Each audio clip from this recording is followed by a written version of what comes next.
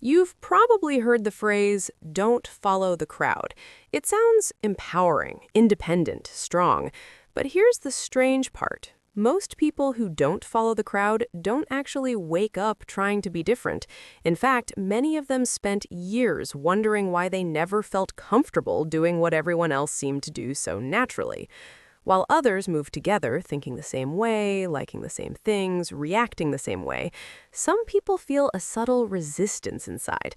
Not rebellion, not arrogance, just a quiet sense that copying the group feels unnatural. And that difference can make life feel confusing long before it feels empowering. From the outside, people who don't follow the crowd often look confident, self-directed, maybe even stubborn. But internally, the experience is usually very different. It often begins with observation. They notice patterns others ignore. They question assumptions people accept automatically.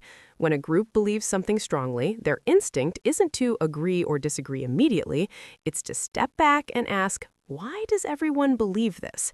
That small pause changes everything. Because once you begin examining the logic behind group behavior, you start realizing how much of everyday life runs on social autopilot. Humans are deeply wired for belonging.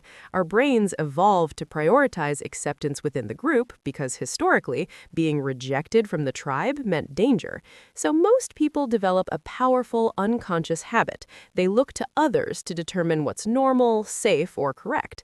Psychologists call this social conformity. It's the reason trends spread quickly, opinions cluster together, and entire communities can adopt the same beliefs without ever questioning them deeply. Following the crowd isn't weakness, it's a survival instinct built into human psychology. But some people experience that instinct differently. Instead of feeling comfort when the group agrees on something, they feel curiosity. Instead of feeling safer when everyone moves the same direction, they feel the urge to analyze whether that direction actually makes sense. This doesn't mean they're smarter or superior. It simply means their internal compass prioritizes personal reasoning slightly more than social alignment. And that small difference changes how they experience the world. One of the earliest signs of this mindset appears in childhood or adolescence. While many kids naturally adopt the interests, styles, and opinions of their peers, certain individuals feel strangely detached from that process. They may notice when people pretend to like things because they're popular. They may feel uncomfortable repeating opinions they haven't personally examined. And even if they try to blend in, something inside them keeps questioning the performance. Over time, this creates a subtle feeling of being slightly out of sync with the group. At first, that difference doesn't feel empowering, it often feels isolating. Humans measure normality by comparison, so when your thoughts consistently move in a different direction than the people around you, it's easy to assume something is wrong with you. Many independent thinkers spent years trying to suppress that instinct. They try to follow trends, agree with group opinions, or participate in social behaviors that everyone else seems comfortable with. But the discomfort rarely disappears because the issue isn't rebellion, it's authenticity. People who don't follow the crowd often have a strong internal filter for what feels genuine. When they adopt a belief, interest, or decision, they want it to come from personal understanding rather than social momentum. This process takes longer, it involves more reflection, but it also creates a deeper sense of ownership over their choices. Instead of outsourcing their thinking to the group, they build their own mental framework for interpreting the world. Another psychological trait common among independent thinkers is tolerance for uncertainty. Following the crowd provides immediate clarity. When everyone agrees on something, the decision feels easier. You don't have to analyze as much. You simply align with the majority.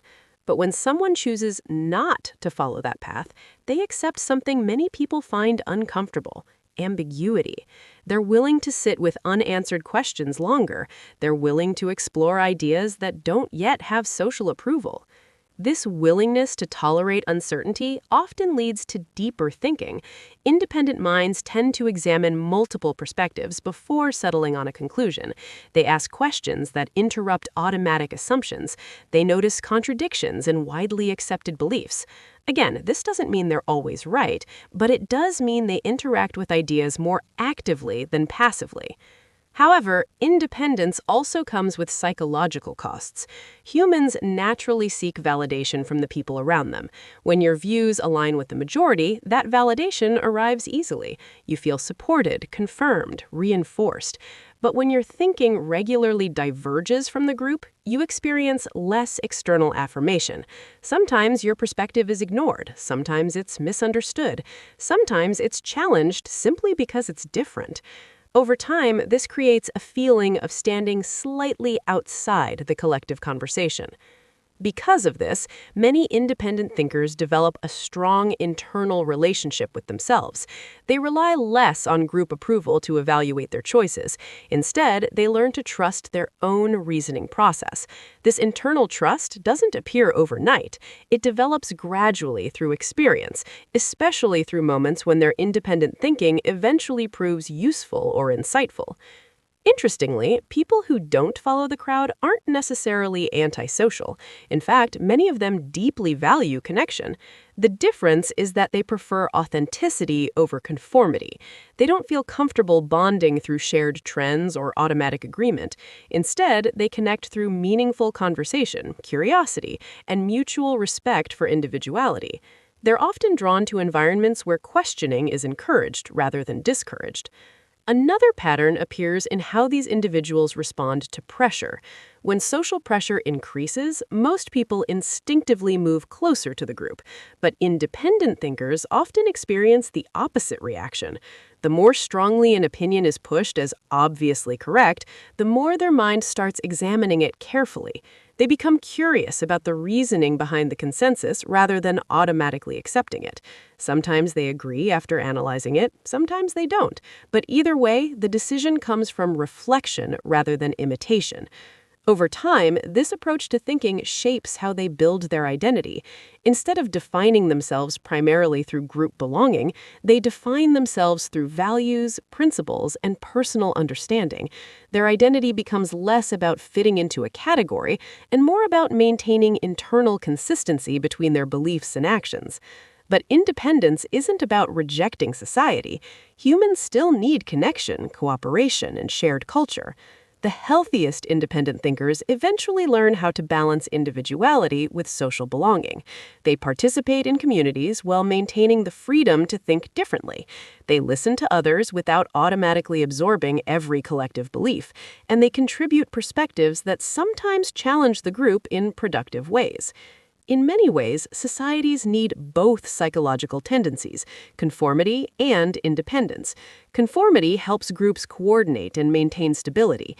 Independence introduces new ideas, questions outdated assumptions, and prevents the collective from drifting too far into unquestioned habits. When these two forces interact well, progress becomes possible. If you've ever felt like you naturally question things others accept, or like you observe social patterns from slightly outside the group, it doesn't necessarily mean you're disconnected from people. It might simply mean your mind processes influence differently. Your instincts lean more towards examination than imitation. And that difference, well, sometimes uncomfortable, can also be valuable. Because every major shift in culture, science, or philosophy began with someone who paused when everyone else kept moving and asked a question the crowd hadn't considered yet.